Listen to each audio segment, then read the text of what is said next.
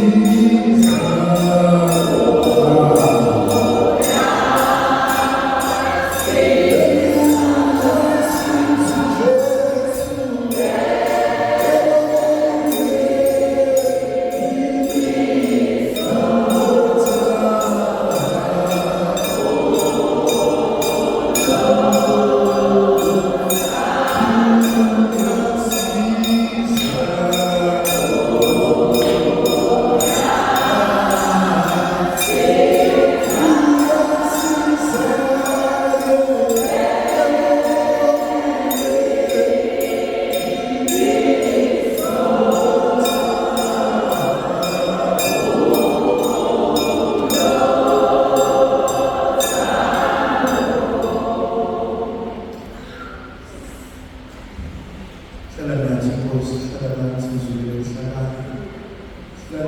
wena wazi konke lokubona konke. Namhlanje ekuseni siza kuwena, namhlanje ekuseni sithi asibonanga ofana nawe, asibonanga leswele lenkonzo, sibonanga futhi nobe kudinga lolu dumo. Sithi sokubonga Nkosi noma izinto ingakalungi, sizobonga noma izinto ingakabi ngendlela esifisa ngazo, kodwa sibonga ususiphe kona, sibonga nosenzela kona, sibonga nosazosenzela. Ingakho sithi Ebeneza, Nkosi usigcine kwaze kwabana, siyabonga ngizule mfihlakalo, siyabonga kusolikwanini, sibonga ukuthi uyakwazi ukuba entabeni, uyakwazi ukuba okhalweni, uyakwazi ukusimemeza maqedane bese siyasizakala. Siyabonga Nkosi uJesu, siyabonga. Namhlanje sithi udumo lwakho, Nkosi amandla, sithi inkazimulo yonke ingayakho. Hlala nathi uNkulunkulu wethu, sisize endleleni, sisize usize nabantwana bethu, usize isibeletho sethu, usize obasondeze empilweni zethu, akuthi ngokufikelela kwabe empilweni zethu maqedane bathole ukusizakala. Siyabonga, siyabonga. Eyethi inkonzo eyokubonga, sithi sibonga ubugcwele bakho, sibonga ukwazi ukuthi sinoNkulunkulu esikwazi ukuya kuyena, sibonga ukwazi ukuthi sinoNkulunkulu esikwazi ukubikela, athi bese bikelwe athi semzwile. Sibonga ukwazi ukuthi wena Nkosi uyakwazi ukusitshela ukuthi khululeka sengilungisile. Siyabonga lenkonzo uthini uyinkonzo ethi ngiyabonga. Sibonga ukwazi ukuthi uthembekile, sibonga ukwazi ukuthi lesingakhulekelanga wena okwaziyo siyadinga sewusenzele. Sibonga ukwazi ubizwa ngabantwana bakho, sibonga ukwazi ukuba siyindlalifa zezulu, sibonga ukwazi ukuthi ngathi inhliziyo yakhe yejabulile nami yesasa. Siyabonga, siyabonga moya ongcwele, siyabonga moya weqiniso, siyabonga moya wokuhlakanipha. Siyabonga madoda amahle amhlophe ninenibonakaleyo etanga, siyabonga baphathiswa bomsebenzi, siyabonga madoda abadala maniphakame izibeni nizohlala nathi. Sibonga ukuhlonishwa izulu. Siyabonga madoda amahle, siyabonga, siyabonga, siyabonga Nkulunkulu wethu, siyabonga. Ayisifanelanga le nkonzo kodwa usinikile ngenxa yomusa wakho. Sithi udumo namandla nobukhosi kungabakho. Uthatha indawo Nkosi, thina sehlelekezanza ukuthi ukuhlanganyela kwethu kule nkonzo sinike imbusise esiyidingayo. Siqaqeka abafindo, silungisele izinto zethu khona siyabuyela emuva sazi sewusenzele. Udumo lwemisi benendodana nakumoto leyo njengoba kunjalo kuqaleni senjalo namanje kuyoba njalo sonke isikhathi naphakade. Amen.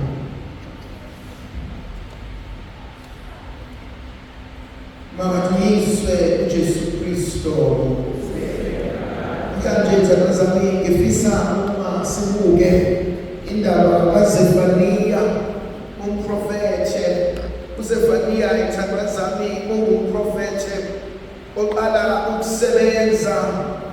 Umesebenza uZefaniya usebenza isizwe esilimele, usebenza abantu abahlukene phakathi nendawo, usebenza abantu abangafunani, abangakhulumisani, usebenza abantu abazama ukuxosha whatever is left of their lives, usebenza abantu abanama-issues.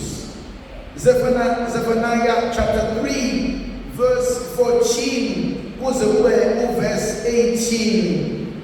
Point yokuqala engifuna ukuyibuka uthi uZefaniah, rejoice and exult with all your heart. Kuzo lokuqala engifuna ukulibheka nengifisa ukukhuluma ngakho kuzo zonke izinto esezenzekile empilweni yakho. Vuma inhliziyo yakho ingadilibali.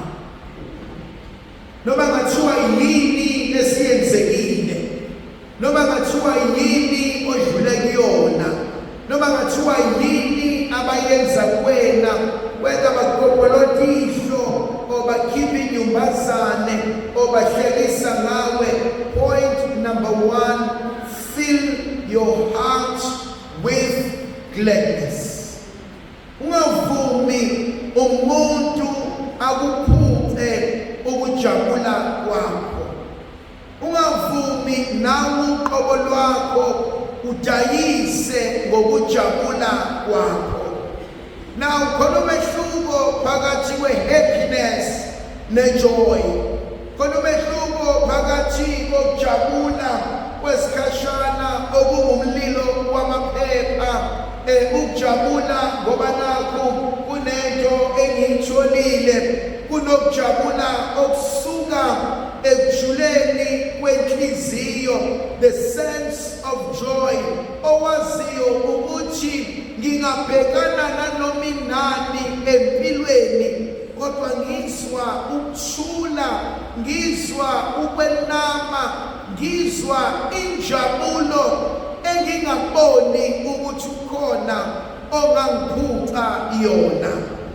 Khona igaba ezenzakalayo kwesinye isikhathi empilweni yethu, izinto uthola ukuthi ziqakanisekile, uthola ukuthi ahlangani, uthola ukuthi ngiyinhlekisa, kodwa deep down there's this sense of contentment, there's this sense yenjabulo. Abantu abakubukayo bayajabukela, abantu abakubukayo aba-understanding why you still smile, and you realize I'm smiling because I'm faking it, I'm smiling ukujabulisa nina, but within myself nginokuthula. That's the first principle uZefaniah asifundisa yona. Rejoice always in your heart. Eyesibili ithi izono zami sezixolelwe. There's something powerful lapho. Funda ukujabula, but also asike sifunde ukwamukela ukuxolelwa uNkulunkulu. Uthi uMikha encwadini yakhe, uNkulunkulu wethu uyayithatha izono zethu ayoyiphosa olwandle lokulibala. Ziningi izinto ezenzekile, ziningi izinto esizenzile, kodwa kwesinye isikhathi bekubalulekile ukubuyela kuJehova sazi ukuthi isikweletu sesisuliwe necala lixolelwe. Abanye abantu empilweni, they can forgive, but they struggle ukuzixolela bona uqobo lwabo. Khona abanye abantu abezehlalweni sokuzovuma, esekhulile kodwa kunesono njalo alokhu esiphinda esivuma, and most of the times isono sokushabaki. And then lo muntu uyambuza ukuthi but uyaqala lokuzivuma lesisono, athi kade ngisivuma lesisono because siyakhohlwa ukuthi uNkulunkulu uyayithatha izono zethu, uyathatha ububi bethu ebese kuphosa olwandle lokukhohlwa. uNkulunkulu uyayithatha izono zethu ahlambulule zona, uyawathatha amabibi bethu awahlambulule. Uma sesibuyela kuyena usuke esexolile. Balekile inkonzo yokufunda ukuyixolela, but also ibalekile inkonzo yokufunda ukuxolela umndeni. Khona abazali abangabhekani nezingane zabo, angiphiki ukuthi usibanibani wagila, angiphiki ukuthi usibanibani wabukanisa nabantu, angiphiki ukuthi usibanibani waniqhatha njengomndeni, angiphiki ukuthi usibanibani namanje, kodwa awukho umqobo wokulahla umuntu. Awukho umqobo wokulahla umndeni. Awukho umqobo othi abala ekhaya uma sihlangene thina osibanibani abahlaliswe kuloya mqobo bangabona umuntu because bonke bayigazi lami. Khona inkonzo ebalulekile, inkonzo yokufunda ukuthola, inkonzo yokufunda ukudlula ey'ntweni. Elinye iphuzu uNkulunkulu angivezela lona ngoZefaniya uprofethi, all your enemies have been conquered. uNkulunkulu wethu uyasiqobela izitha zethu. Khona impi ekumele siyiqonde akusiyo eyami. Khona isigaba empilweni ekumele ngifunde ukushiyela uNkulunkulu. Khona abantu abazokuhlukumeza umoya, khona abantu abazokuzonda ungenzanga lutho, khona abantu abazokudicilela phansi. Ake ufunde ukushiya uNkulunkulu. uNkulunkulu sengikunqobele izitha zakho. uNkulunkulu sengikulwele nabakuhlukumezayo. Kodwa kwesinye isikhathi thandwa zami, I am my own worst enemy. Abanye bethu basilimaza bona uqobo lwabo by the choices we make, by the decisions we take. Thandwa zami, namhlanje mhla ka-15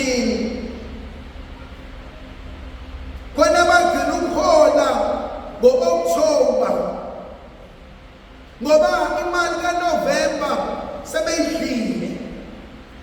EkaDisemba nebhonasi bazoyidla iphele. Bazobe bengamabhoza, bazobe besenzela zonke izinto, bazobe benomusa obabazekayo. Bazofika ngoJanuwari baboleka imali sithi asinayo bese besizonda. And you soon realize ukuthi kodwa sibanibani ukube awudlanga imali, ukube wawungandizi ngayo, ukube wawungagangi ngayo, ngaba ukho kule nkinga ekhona. Kweminye imindeni khona iy'ngane zethu ey'ngafuni ukufunda. Khona iy'ngane zethu ezithi zona y'funa ukuyophanda. Uma isiphelile impilo yokuba amaphanda, laba balokhu besiqwadlisha sebephumelela bese kuthiwa sibanibani bathwale ngathi. Kanti abathwalanga, basuke bafunda ukuthanda incwadi, bafuna ukubekezela. And isakwazi sithi masiluleka abantwana, njengoba nina ningasifuni isikole, ningathakathani. Enye iphuzu uZefaniya amfundisa lona engibona libalulekile, uNkulunkulu unathi. uNkulunkulu uhleli phambi kwethu.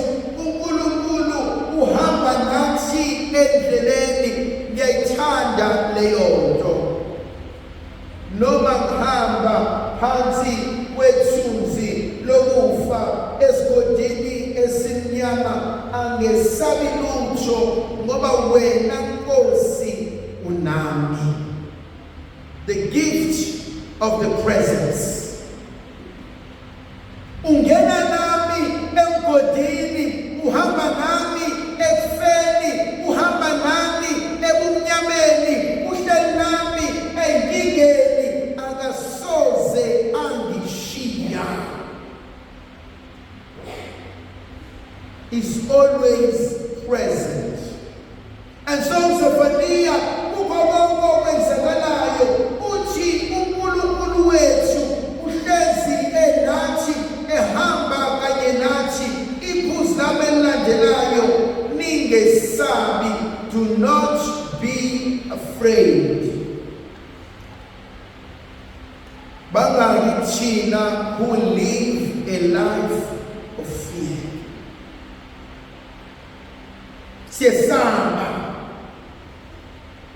Siyesaba ukulala kukhanya, siyesaba ukugibela imoto, siyesaba ukuhlala sodwa, siyesaba ukulala sodwa, siyesaba ukuhlala sisoba, because there is a lot going on in our minds. Khona abantu, they look so beautiful, but they live in fear.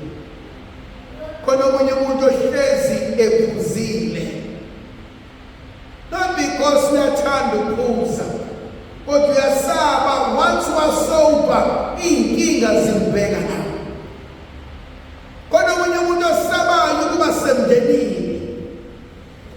Khona omunye umuntu ongafuni ukuhlanganyela nabantu because uyazi ukuthi mangike ngambona ngizovusa iy'kweletu zami, mangike ngambona ngizomkhumuzisa izinto, mangike ngambona kunento angekho ready ukuyifeyisa empilweni yakhe. Thina namhlanje uNkulunkulu ningesabi. Ndlovukazi yethu nake nathi